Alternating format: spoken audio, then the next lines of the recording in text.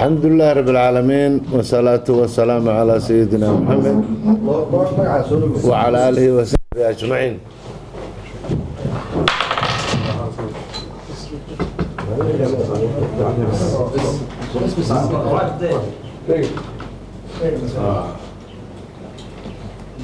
وزيرada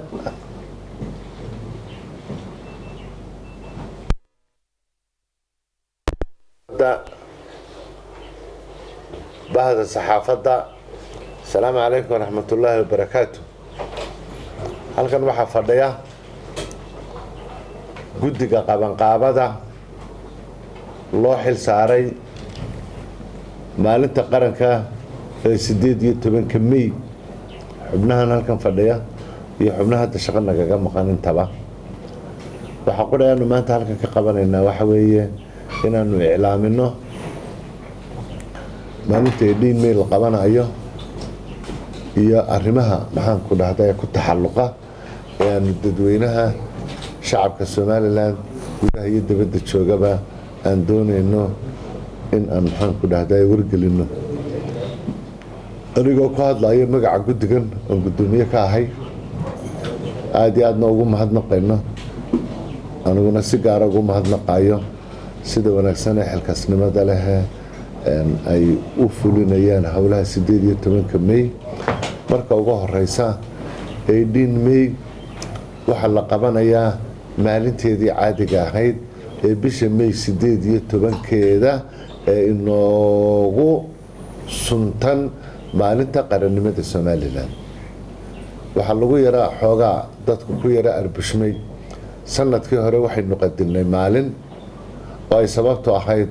Ramadaan baa maxaan ku dhahday maalin qura ka horreynaysay. hadda iminka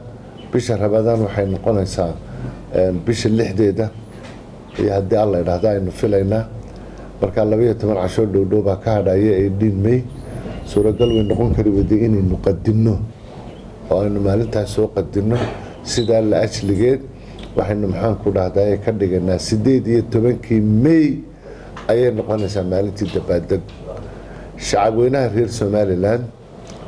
ee dalka gudihiisa iyo dibaddiisaba ku nool ee haybadda iyo sharafta leh ee xorriyaddan aad iyo aad u soo gardaadiyey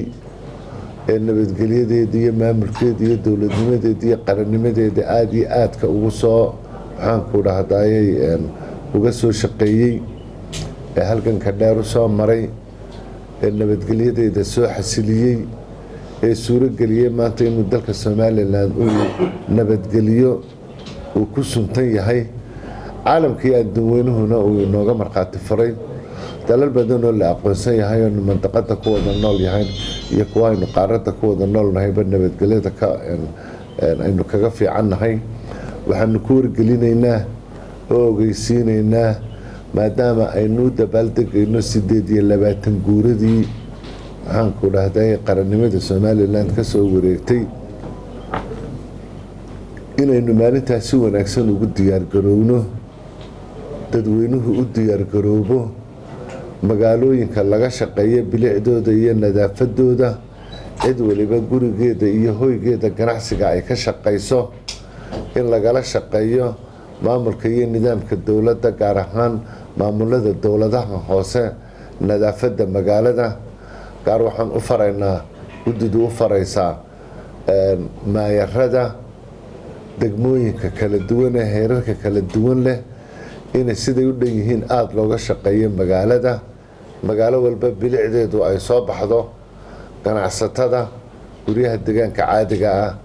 dadka maxaan ku dhahdayay ganacsiga magaalooyinka waaweyn ku haysta iyo dariiqyada waaweyn inay aada iyo aada uga shaqeeyaan, inay la shaqeeyaan maamulada. waxaanu kaloo doonaynaa inaanu kasii dardaaranno dadkana aanu wargelino had iyo jeer maalinta 18 May dadku iyagoo dabaaldegaya farxadda awgeed dhallinyaradu aad bay gaadiidka u socodsiisa. waxaan ku dardaarmaynaa in gaadiidka la joojiyo oo la xakiyo ilaa iyo inta laga fasaxayo maalinta dabaaldega uu la gelayo ee ciidamadu marayaan ee qalabka gaadiidku marayo in dadka maxaan ku dhahday loo naxariisto ciidamadu inay raacaan awaamiirta iyo nidaamka biliiska iyo taraafikada ayaamaha ka horeeyana waxaan doonaynaa in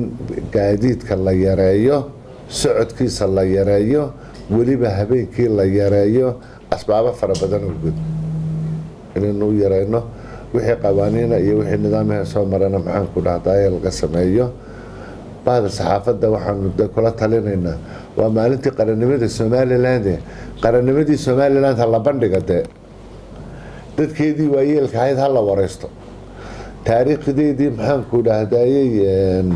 ilaa iyo Ingiriiska iyo ilaa iyo daraawiish iyo ilaa iyo meel walba la soo bandhigo Facebook iyo saxaafadda wixii yareeyay lagu sii deyn jiray maanta kale ummad waliba maanta kale qarannimadeeda ka ay ka hadashaa marka qarannimadeeduna astaamay leeyihiin astaamahaas la soo bandhigaa idinkana aad iyo aad ku mahadnaqaynaa intaasaan doonaynaa dadka inaan wargelino ay dhiin wax kale oo la iska weydiinaya ma jiro warkeedu intaas ku dhanyahay arrin siyaasadeedna ka hadlamayno kuwa xisbiyana ka hadlamayno guddigani waa guddidii maxaan ku dhahdaa waxaan arkayaa qolo fara taagtaagaysa waa qoladii ay dhiin may wargeliyadeeda ayaynu dadka wargelinaynaa maxaa looga baahan yahay intii looga baahnaana waa intaanu wargelinay aad iyo aad baa u mahadsantihiin saas aanay noogu dhantahay way noo dhan tahay